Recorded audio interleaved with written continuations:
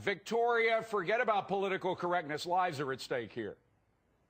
Well, it's interesting you mentioned the underwear, Christmas Day underwear bomber, because when he boarded that plane in Amsterdam, witnesses said he looked like a smartly dressed Indian man. He probably wouldn't have fit the profile of a terrorist, yet he gets on the plane, is on the plane for 10 hours or whatever, and it takes a Dutch filmmaker to stop him from setting a bomb off. Yet his file was littered with red flags. If we could only spend these millions of dollars we've allocated to connecting those database dots, you know, and so someone in a ticket booth can know the history of someone, where they've flown in the past.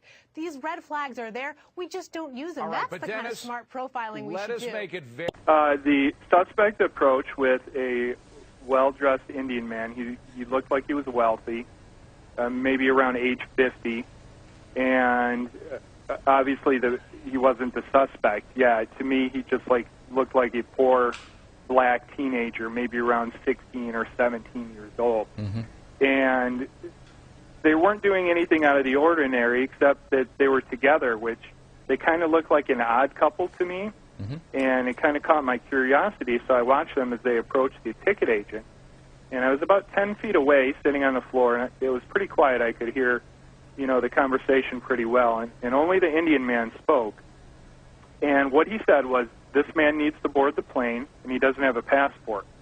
And the ticket agent then responded saying, well, you need a passport to board the plane.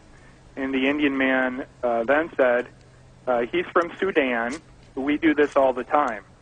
And the ticket agent then responded, well, you'll need to go talk to my manager then, and pointed the two men down a hallway, to which they then went down.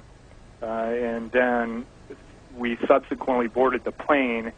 I never saw the Indian man again, and I never saw the black man again until he tried to blow up our plane. The well-dressed Indian man, was it your sense that he was an employee, perhaps, of security there, or the airport, or the airline, or not? You know, I can't say for sure, but that wasn't the impression that I got. He didn't have any kind of badge on or any kind of documents, and he didn't really seem to be acting in any kind of official capacity. It was more like he was trying to bully or convince this ticket agent that she needed to let this man on. Yeah.